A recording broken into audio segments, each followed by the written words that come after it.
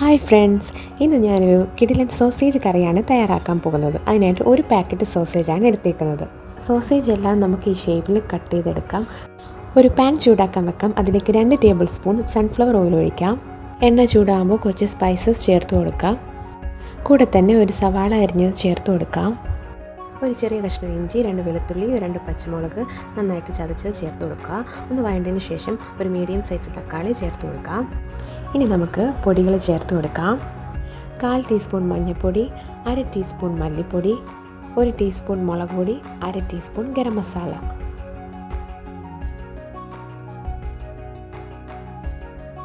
പൊടികളുടെയൊക്കെ പച്ചമണം മാറുമ്പോഴത്തേക്കും ഒരു ഗ്ലാസ് ചൂടുവെള്ളം ഒഴിച്ചു കൊടുക്കാം.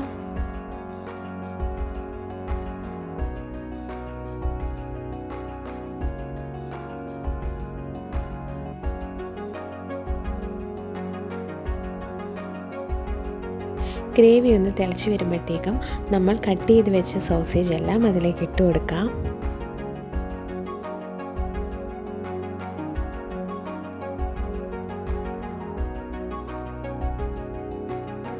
വളരെ പെട്ടെന്ന് തന്നെ തയ്യാറാക്കാൻ പറ്റുന്ന ഒരു കറിയാണ് സോസേജ് കറി. ഇനി ഒരു 10 മിനിറ്റ് നമുക്ക് അടച്ചു വെച്ച് വേവിക്കാം.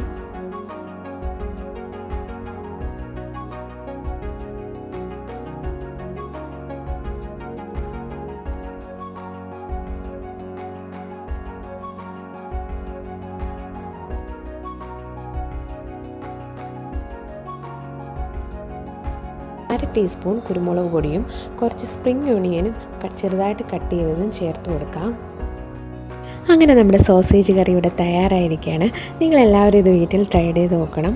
നിങ്ങൾ ആദ്യമായിട്ടാണ് എൻ്റെ ചാനൽ കാണുന്നതെങ്കിൽ തീർച്ചയായിട്ടും സബ്സ്ക്രൈബ് ചെയ്യണം, ഷെയർ ചെയ്യണം, ലൈക്ക് ചെയ്യണം. താങ്ക്